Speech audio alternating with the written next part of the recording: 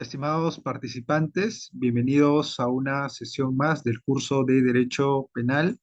En esta sesión tenemos el grato honor de contar con el doctor Ian Galarza, quien nos va a exponer el tema de delitos económicos. El doctor Ian Galarza es abogado por la Universidad Nacional Mayor de San Marcos, cuenta con un máster en Derecho Penal y Ciencias Penales por la Universidad de Barcelona y la Universidad Pompeu Fabra, España, un posgrado en la Academia de Destrezas en Litigación Oral en California Western School of Laws, San Diego, California, un posgrado en cumplimiento normativo, compliance y prevención de riesgos penales en la Universidad Castilla-La Mancha, un posgrado en compliance y prevención de riesgos penales en la Universidad Carlos III de Madrid. Además, es profesor de Derecho Penal Económico y Derecho Procesal Penal en la Facultad de Derecho de la Universidad Peruana de Ciencias Aplicadas. Estimado doctor Ian Galarza, a nombre de Biloyer, darle una cordial bienvenida y un enorme agradecimiento por haber aceptado la invitación de participar como ponente en este curso de Derecho Penal. Estamos muy contentos por ello y estamos seguros de que será una sesión muy valiosa y provechosa para todos los participantes. Le cedo el uso de la palabra para que pueda iniciar con su ponencia, estimado doctor. Gracias, gracias. Eh, gracias, gracias por la presentación. Bueno, en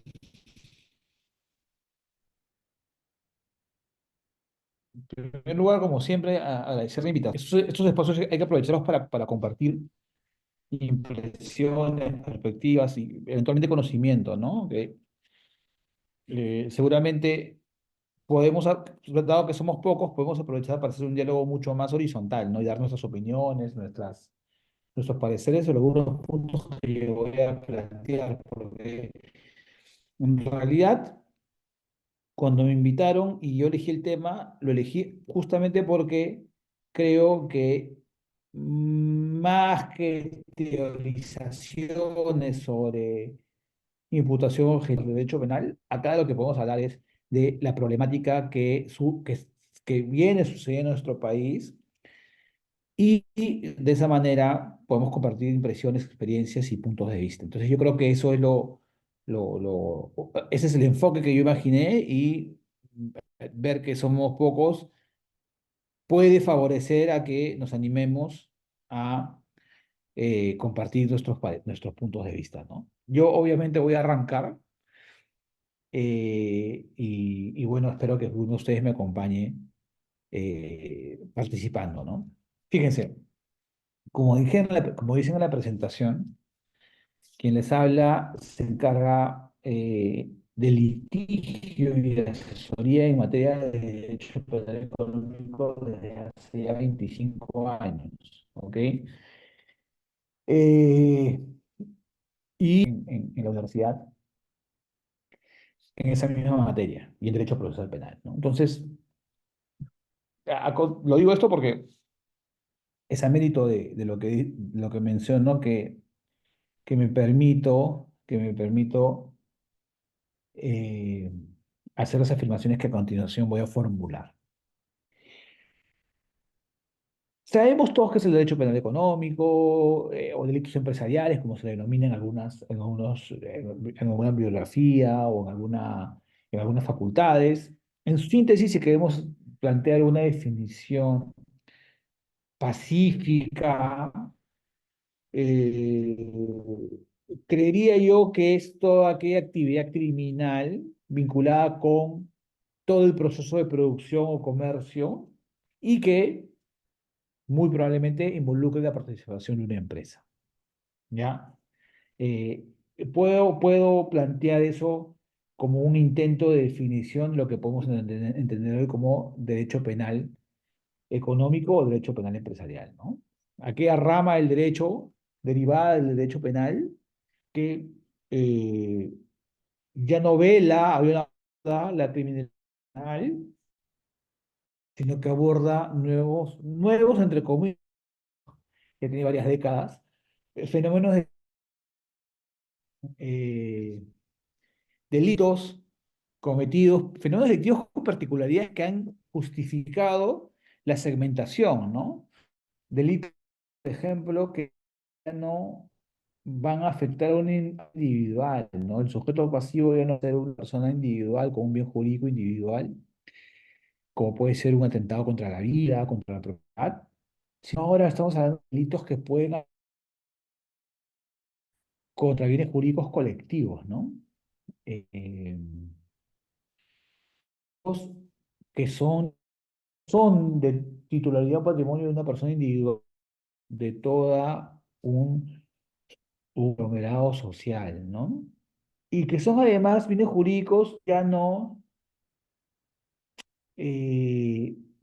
pues inherentes a los, a los valores o intereses propios de la vida humana y la sociedad, como la aceptamos, como puede ser la vida, el patrimonio particular, sino que ahora estamos hablando de bienes jurídicos de una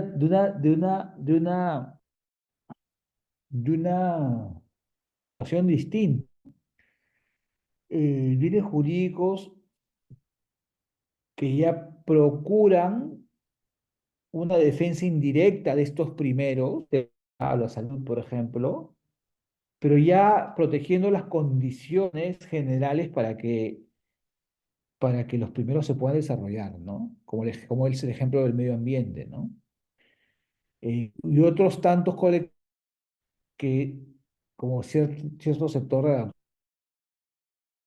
cosa que el interés de proteger o eh, deberes de cumplimiento de, eh, de aspecto que ya la conocemos hoy y que preserve, ¿no? Como es la regulación económica, es eh, la regulación laboral, ¿no? Eh, sobre todo estas dos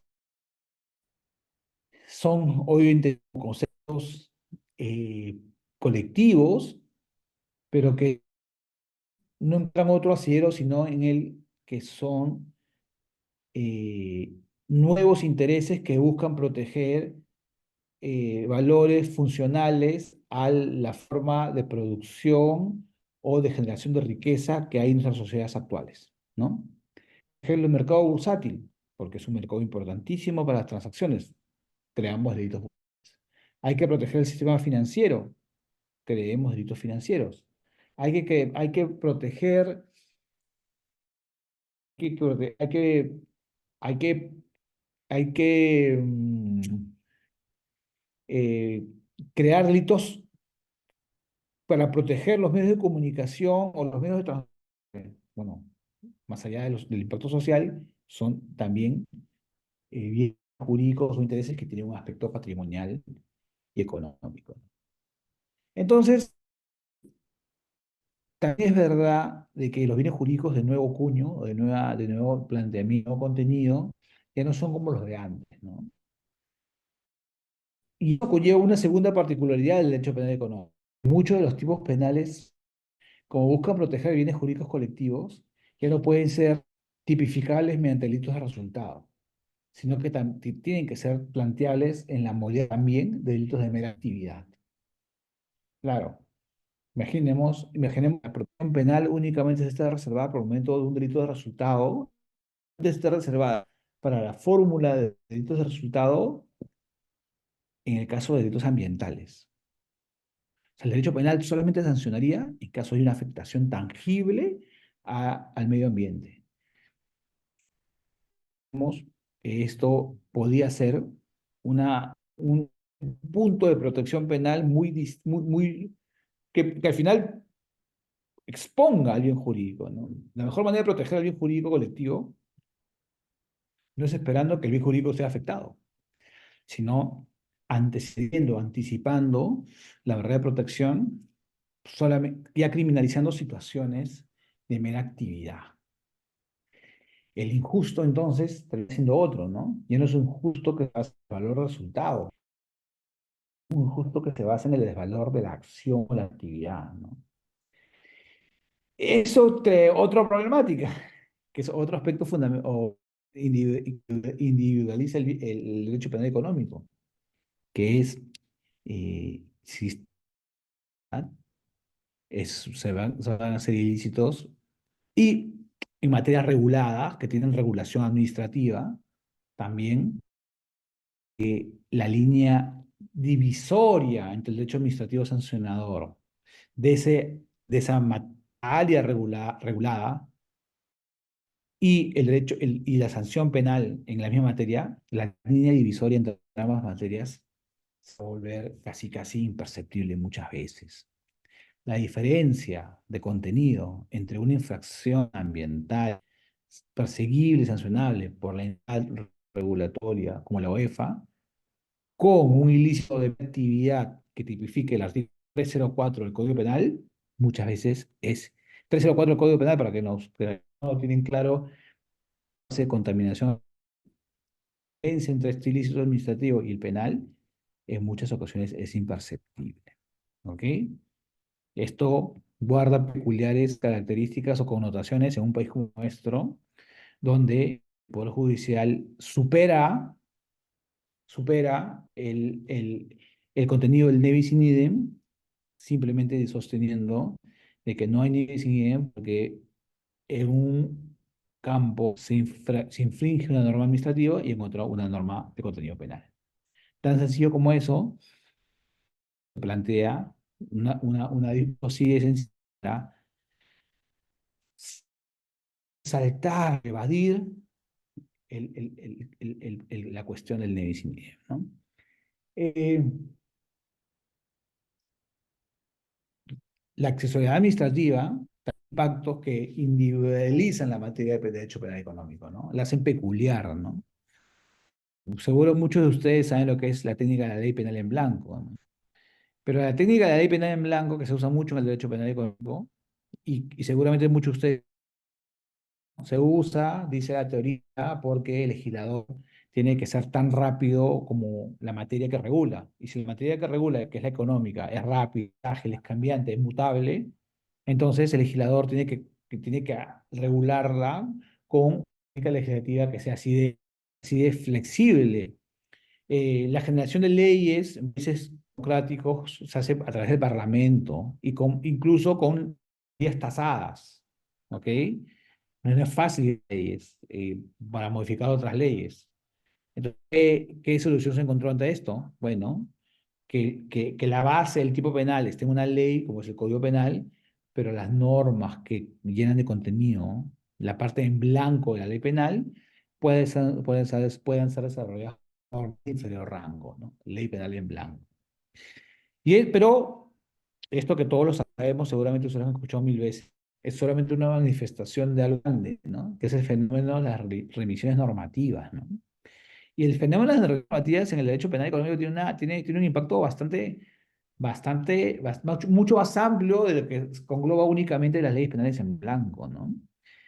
Porque claro, hay revisiones normativas propiamente, la norma prohibitoria, como es el concepto de la ley penal en blanco, pero también hay revisiones interpretativas, ¿no? Y en el derecho penal económico se usan mucho remisiones interpretativas. Y también hay remisiones ya no a otra norma para llenar contenido de la norma penal, sino hay remisiones a un acto administrativo que sea el determinante para que hablemos de un acto ilícito penal o no, ¿no? El ejemplo clásico es, ¿no? El que extraiga tales sin la autorización de la autoridad competente, dice el tipo penal, ¿no? Entonces, fíjense, también un aspecto característico del derecho penal económico es el recurso permanente, sea para definiciones, sea para complementariedad administrativa, normativa,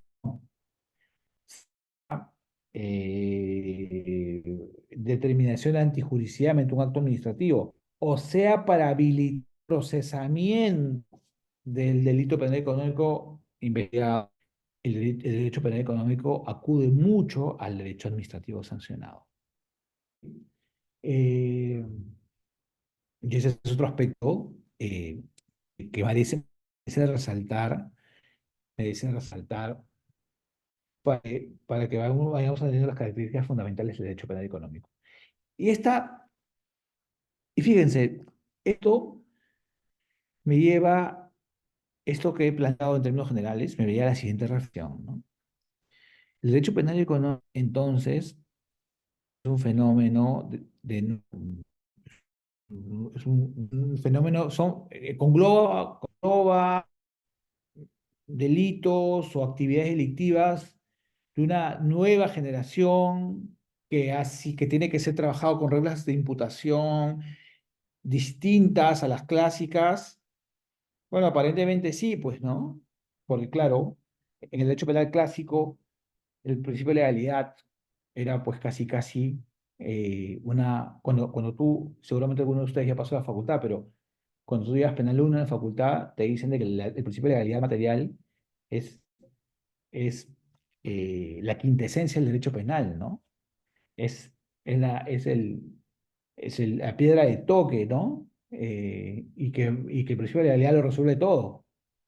Pero luego cuando llegas penal económico te das cuenta de que la ley penal en blanco como técnica legislativa es muy usada y ha sido criticada por violar el principio de legalidad muchas veces, ¿no?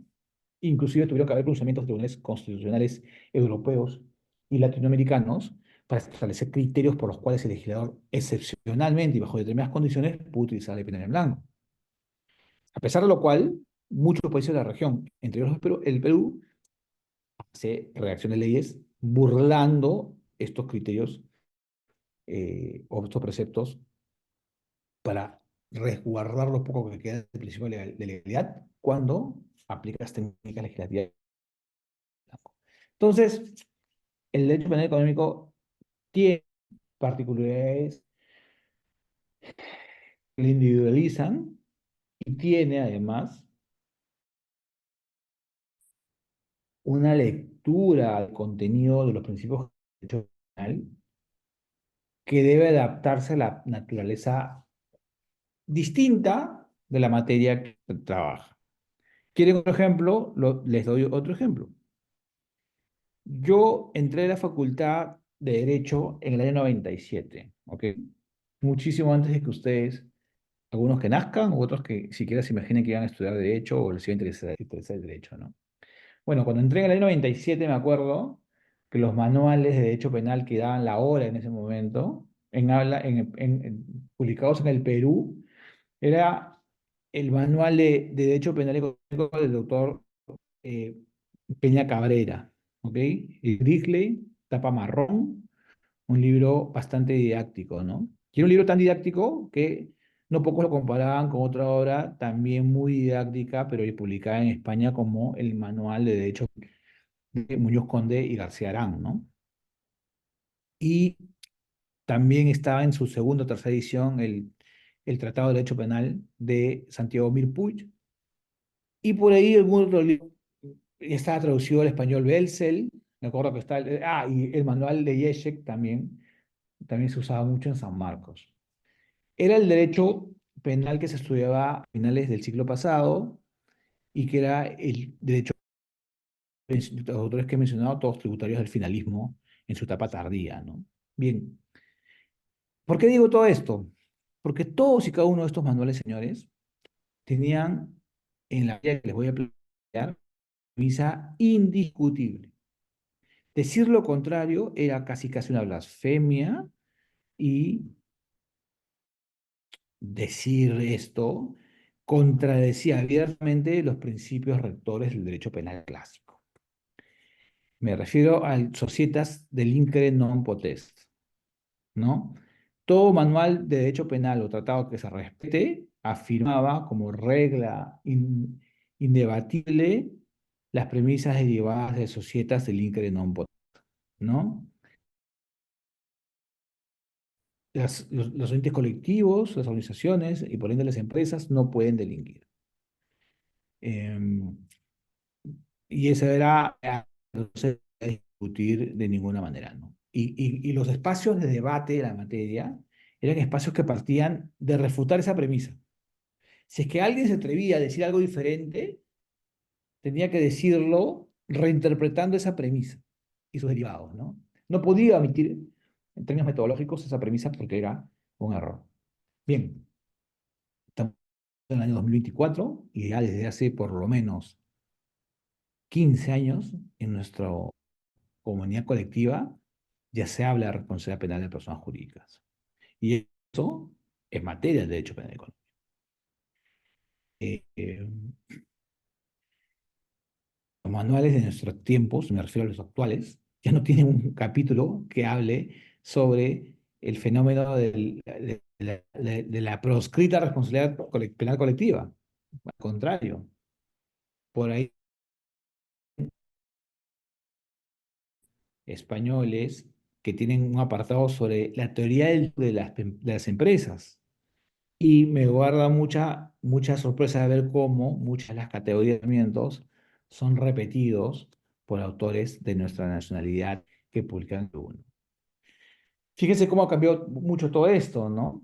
El derecho penal económico ahora versa sobre la responsabilidad penal de las personas jurídicas, bajo determinados presupuestos, premisas, condiciones, evidentemente, pero permite, lo habilita y es más, se, se, se, se avisora que va a ser uno de los picos claves en las próximas décadas cuando queramos ir hablando de derecho penal económico. Entonces, también hay principios rectores del derecho penal que han tenido que ser deconstruidos, por decirlo de alguna manera, para ser aplicados adecuadamente al marco regulatorio normativo y al control de lo que es el derecho penal económico, ¿no? Y aquí voy con toda esta explicación, ¿a qué quiero llegar? El primer punto que planteo como crítica, ¿no? Yo creo de que por lo que he dicho, y eso ha sido un esfuerzo de resumen, señores, la verdad, delitos tributarios, aduaneros, delitos cometidos a través de una empresa, existen desde los 90. O sea, esto que voy a decir no es nuevo. Yo creo que ya se volvió impostergable, pero no es nuevo.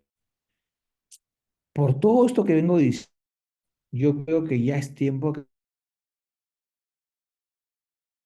los países de la región que el Ministerio Público adopte la decisión de crear fiscalías especializadas en materia de criminalidad económica. No encuentro una línea o una estrategia o un planeamiento por parte del Ministerio Público para la creación de fiscalías especializadas. Me suena más que todo es muy reactivo, ¿no? Eh, Desde hace mucho tiempo existen las fiscalías especializadas en temas tributarios y aduaneros. Existe la Fiscalía Especializada en Propiedad Intelectual.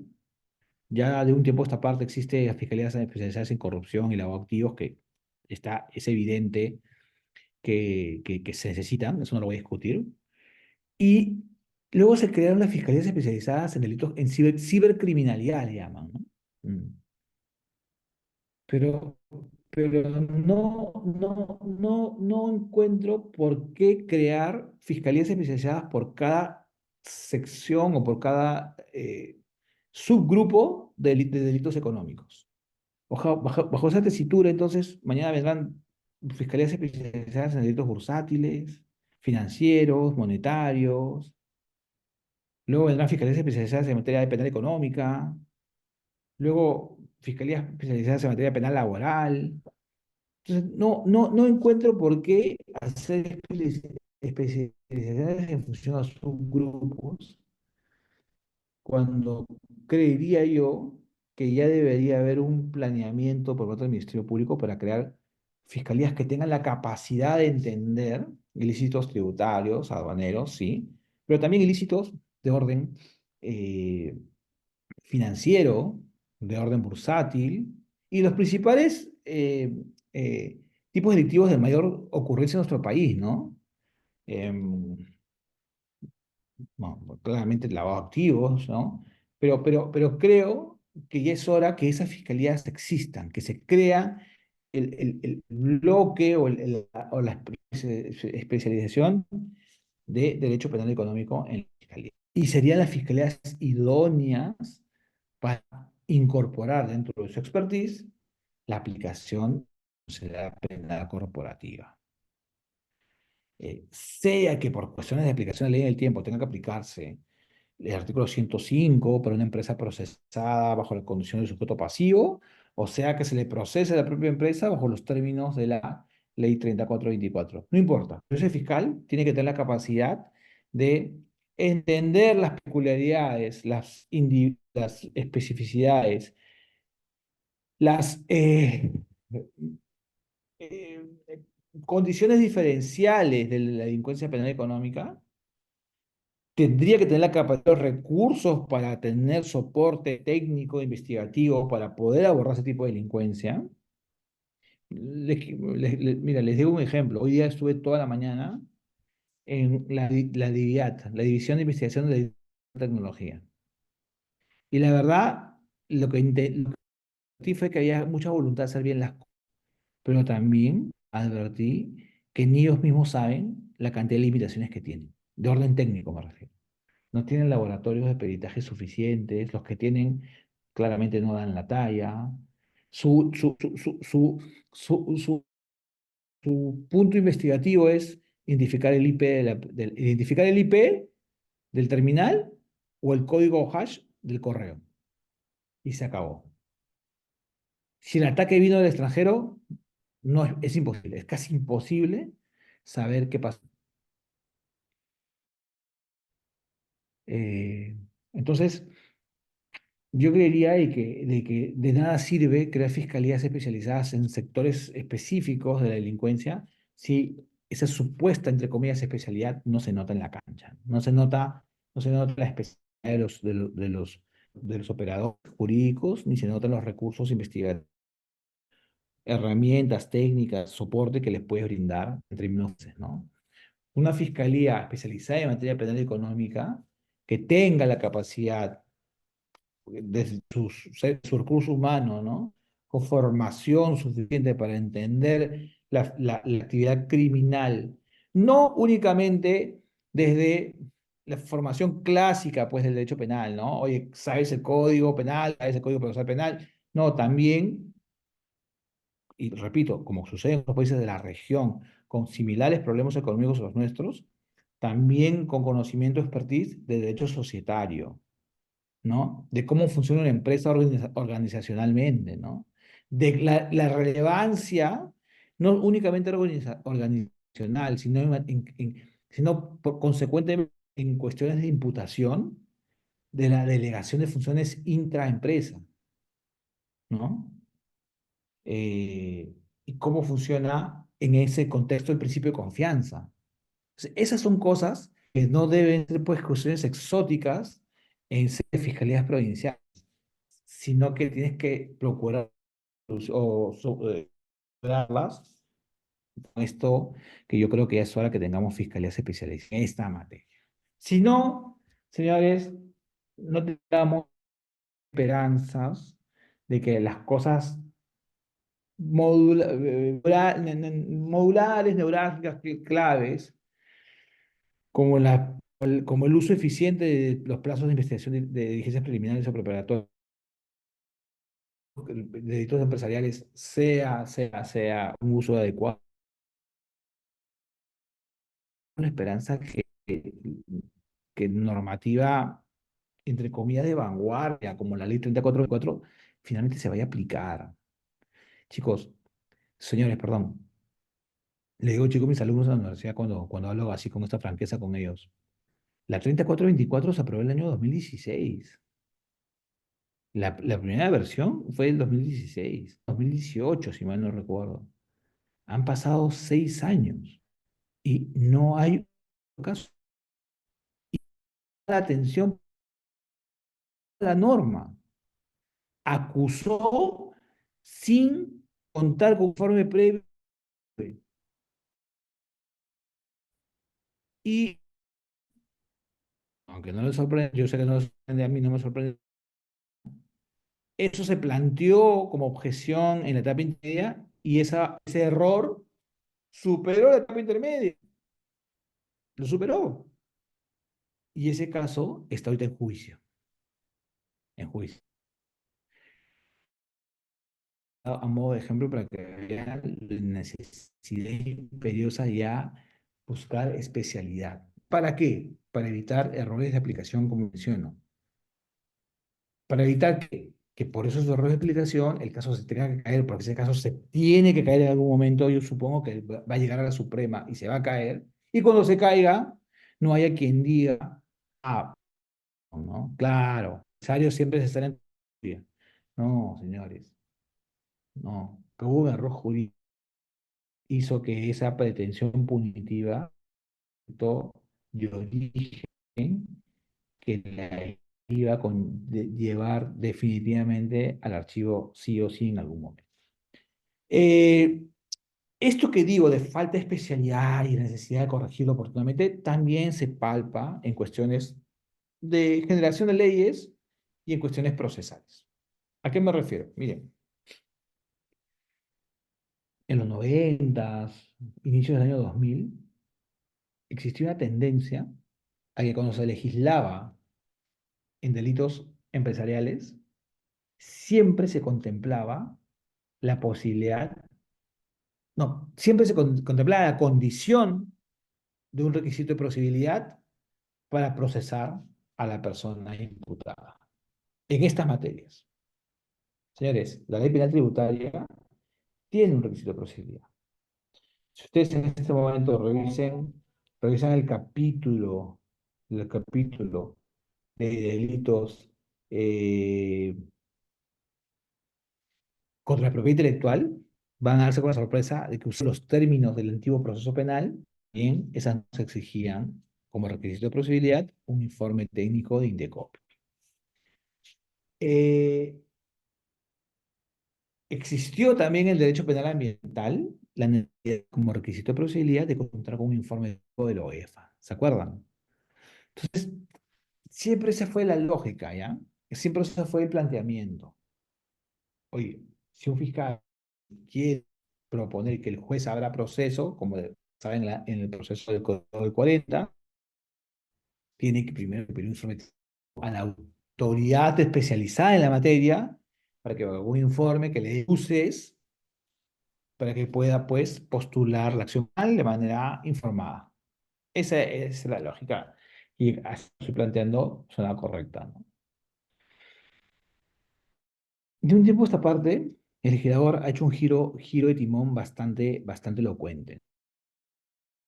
Primero, el informe de la OEFA ya no es requisito sine qua non para que un fiscal te pueda formalizar la investigación preparatoria por delito contra administración, ¿ya?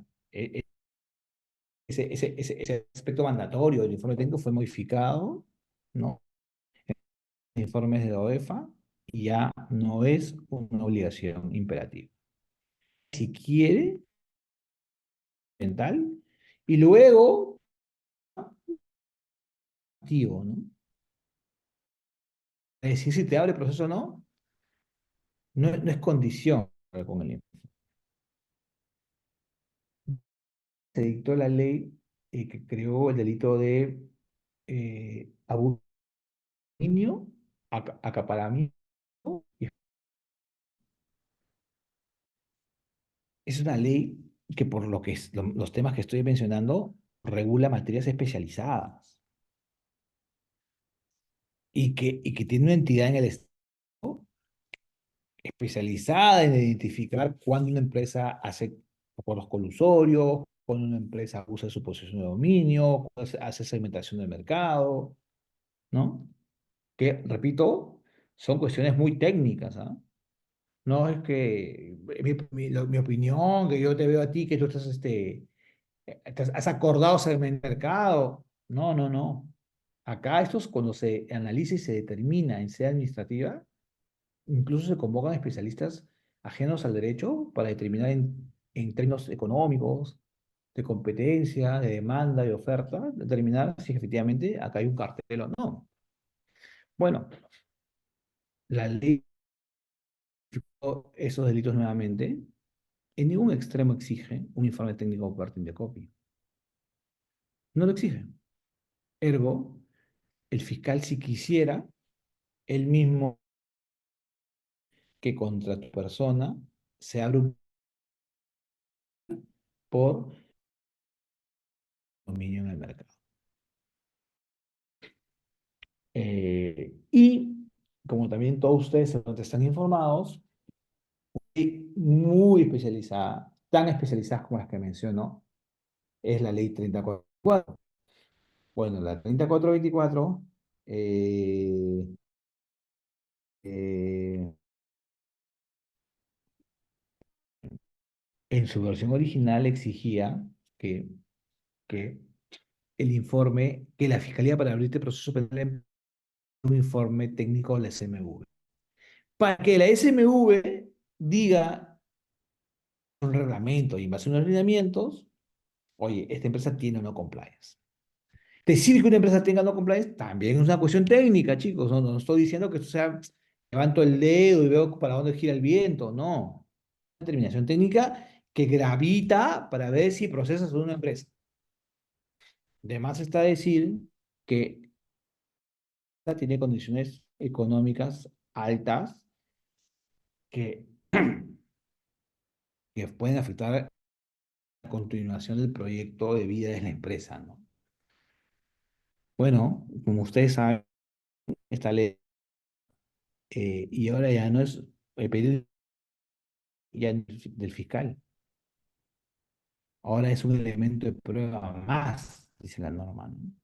Que el fiscal, cuando la empresa alegue tener compliance, el fiscal lo pedirá, pero recibió el informe, será un elemento más. Yo la verdad, estuve medianamente al tanto del debate de esta cuestión ante la PCM. Y señores, la verdad, y esto lo digo con mucha pena, ¿ya? Había momentos que el debate era una pelea de protagonismos. El argumento más fuerte de algunas de las posiciones, obviamente del Ministerio Público, era, nos estás quitando autonomía. Nosotros tenemos que tener la decisión o el poder de decidir cuando, según nuestro criterio, sea eso lo que necesitamos, ¿no? Procesar. La Constitución dice que somos los titulares de la acción penal. En consecuencia, condicionar la posibilidad que ejercitemos la acción penal o no por un input técnico de otra entidad es cercenar nuestro libre albedrío consagrado constitucionalmente. Traducción español, no me quites poder. No me quites poder. Así de sencillo. Eh, entonces, esta tendencia legislativa ha marcado un cambio desde mi punto de vista, ¿no? Cambio que no coadyuva con la especialización. Y en este sí, esta es la segunda afirmación que hago a título personal, ¿no? Yo sí soy una persona que cree fervientemente en la frase zapatero a tus zapatos.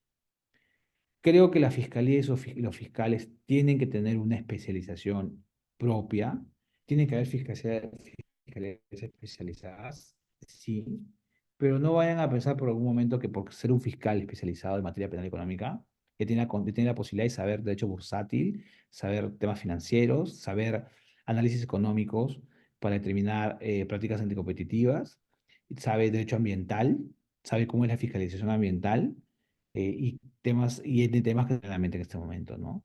¿Saben contabilidad para saber cuándo es una práctica contable estándar o una práctica de doble contabilidad? En fin, ¿sabes si estás aplicando las normas internacionales de notación de asientos o registros en libros contables o simplemente estás sacando la vuelta a la ley para cometer un delito contable? ¿Sabes o no de compliance? ¿No? Yo creo que tiene que ser especializado, pero que también tenga la posibilidad no, mejor dicho, que tenga la obligación de pedir un informe técnico a las autoridades especializadas en la materia que existen, que les dé luces sobre la materia que desde la perspectiva especializada regular, y particular de esas otras eh, ópticas, y así se pueda nutrir una mejor decisión. Y si esa decisión, que no pueda técnicamente, investigación preparatoria, bueno, te están dando una mano, pues. Dando a que no cometas un error. Y ojo, que tu error puede conllevar impactos económicos que pueden implicar cuando decidimos poner unas cosas accesorias a una empresa o incorporar el proceso de empresa, parece, pero estamos haciendo de que la empresa se le cierren líneas de crédito, que se le caigan contratos. Ergo, estamos haciendo que gente pierda trabajo. Y yo a veces veo cómo alegremente, sin mayor reflexión, incorporan personas jurídicas al proceso, pues, como sujeto pasivo. ¿Qué más da, no? Se venció el plazo de investigación preparatoria y ya no se puede incorporar más sujetos procesales. No importa. Ordeno la incorporación de la empresa X como tercero civil responsable. Hay detrás de eso, más allá de una, de un abuso, ¿no? De un exceso, de un error, de una caballada, hay pues un impacto económico, ¿no? Y pareciera que no nos damos cuenta, somos ignorantes ante esos aspectos, ¿no? Entonces, señores, creo yo que la tendencia legislativa tampoco está ayudando.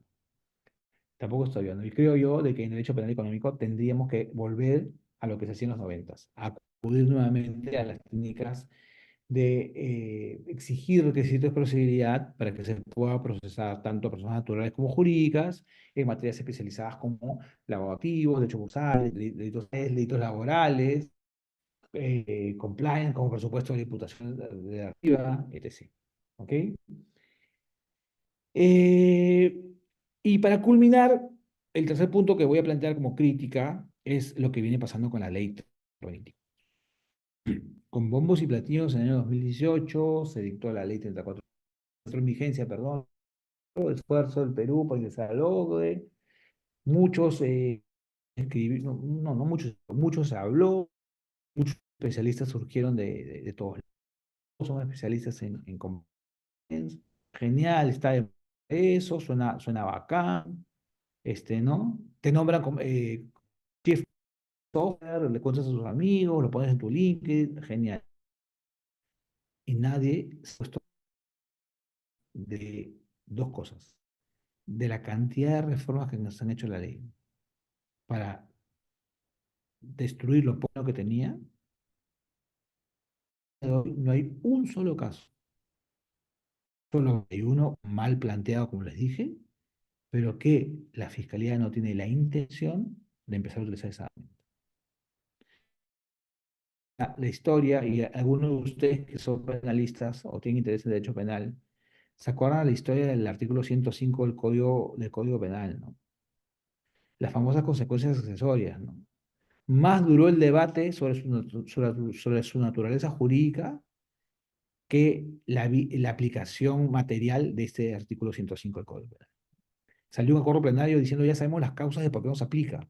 El acuerdo plenario quiso regularlo, quiso revertirlo, y al día de hoy no se aplica, ¿no? ¿Por qué digo esto? Porque creo que en el Perú nos sobran ejemplos de leyes, no sé si buenas o malas, pero leyes sobre las cuales se tenía expectativa y que por falta de capacidad de decisión para generar las condiciones de su aplicación, simplemente quedaron en el olvido, ¿no? Yo creo que si seguimos en la misma línea, bueno, lo obvio, no vamos a ingresar a la OCDE, eso está clarísimo, pero segundo, la responsabilidad penal corporativa y el compliance con todo lo positivo que podría haber tenido será pues cuestiones que se tengan que hablar en otras latitudes, ¿no? Sino que acá no va a generarse jurisprudencia, no va a haber una expertise, cuando se quiera aplicar probablemente se aplique mal, eh, y, será otra oportunidad perdida para poder lograr los objetivos políticos y criminales para los cuales se dictó la ley, ¿no? Que era prevenir corrupción y lavado de activos y otros delitos en el marco de la actividad empresarial para sortear el velo societario y las trabas típicas de persecución del delito dentro de la persona jurídica, ¿no? Eso, que es un problema y que el compliance y la responsabilidad penal corporativa pues, procuraba sortear, no va a suceder y seguirá siendo un problema. Si seguimos como seguimos hasta ahora, el balance es negativo y pronto va a ser negativo y definitivo. Perdónenme mi pesimismo. Si alguno de ustedes está ilusionado en estudiar compliance, les voy a decir que lo hagan, pero les voy a pedir por favor que lo hagan de forma crítica, ¿no? Porque, porque ya estuvo bueno de seguir hablando de la ética, de lo nada de que soy compliance, bla, bla, bla, bla, y no nos damos cuenta de cómo se está deteriorando la ley, ¿no? Lo último que se acaba de suceder hace 2 semanas, poco se ha hablado, es de que se ha subido del alcance de la ley 3424 a los partidos políticos, ¿no? El artículo 105 del Código Penal, ¿no? Entonces estamos vaciando de contenido una ley que pudo haber sido buena y que pudo haber traído cosas positivas en materia de prevención. Bien, señores, eso eran las ideas que quería compartir con ustedes. Espero no haberlos aburrido y en todo caso, si tienen algo que compartir o preguntar, nos quedan algunos minutos, así que yo encantado de poder escucharlos, ¿no? Gracias. Muchas gracias, estimado doctor, por la excelente ponencia. Si alguno de los participantes tiene alguna duda, alguna pregunta, puede levantar su manita, puede activar el micrófono con toda confianza.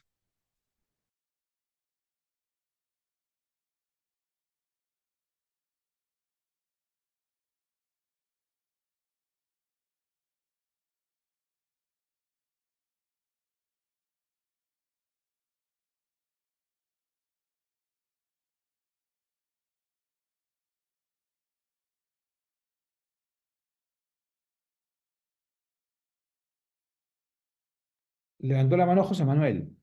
Hola, José Sí, Manuel. doctor, ¿cómo está?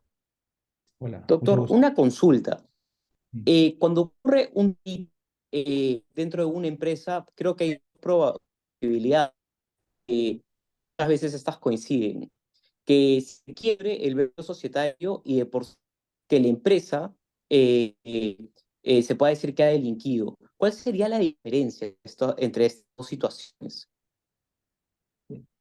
Perdóname, se cortó, no te entendí bien. ¿Puedes repetir tu pregunta, por favor? Claro que sí. ¿Cuál es la diferencia entre una empresa delinque, o sea, que la persona jurídica esté delinquiendo y que se haga el tratamiento del velo societario y por lo tanto se proceda contra los accionistas? A ver si entendí bien. ¿Cuál es la diferencia entre que una empresa delinca y sea declarada autora de un delito, entre comillas, bajo la ley 3424 seguro, con la posibilidad que se levante el velo societario y se sancione a los accionistas? ¿Esa es tu pregunta? Exactamente, sí. Ah, bueno. Eh, bueno, a ver, esa pregunta es necesariamente para abordarla hay que plantear algunas premisas iniciales, ¿no? Primero la diferenciación, ¿no? Cuando se levanta el velo societario y en situaciones tasadas, además, se sanciona a los accionistas con responsabilidad solidaria, creo que son situaciones excepcionales, ¿no? No son situaciones que se dan genéricamente. Y además hay formas societarias que impiden eso, ¿no? Y en cambio la responsabilidad penal corporativa es una responsabilidad penal general. Si la empresa es utilizada para delinquir, la empresa misma va a tener que responder con una multa o sanciones de cancelación de derechos y licencias o eventualmente disolución. Entonces, yo creo que la diferencia primera es la oportunidad de aplicación, mientras que en la 3424 se va a aplicar en caso se determine que hay un delito y no hay compliance en la empresa. En el segundo caso, eso se va a aplicar bajo determinadas circunstancias y condiciones como, por ejemplo, para empezar, la forma societaria adoptada, ¿no? Eh, luego, eh, luego, en la ley 3424 las consecuencias son mucho más amplias, ¿no? De mayor trascendencia, ¿no? Ya no estamos hablando de una multa aplicable o exigible a los accionistas.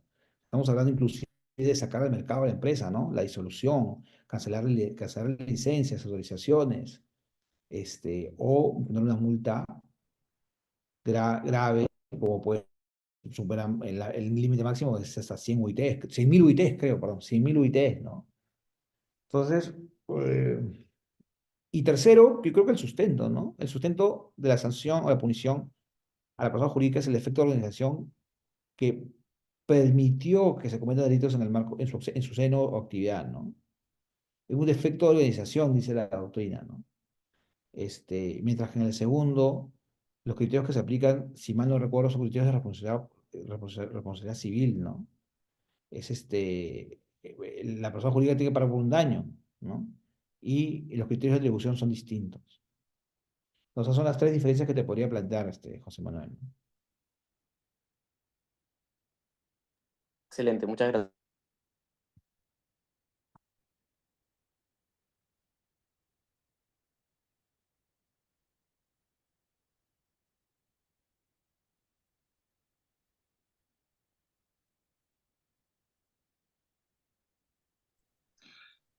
Al parecer ya no hay ninguna pregunta, estimado doctor. Muchísimas gracias por haber respondido a la interrogante del participante. Gracias por habernos compartido su conocimiento y su experiencia en esta sesión. Ha sido muy interesante, muy bonito poder escucharlo y aprender de usted sobre este tema de los delitos económicos, doctor. Muchas gracias y esperamos en una próxima ocasión volver a contar con usted. Siempre será un honor para nosotros, doctor.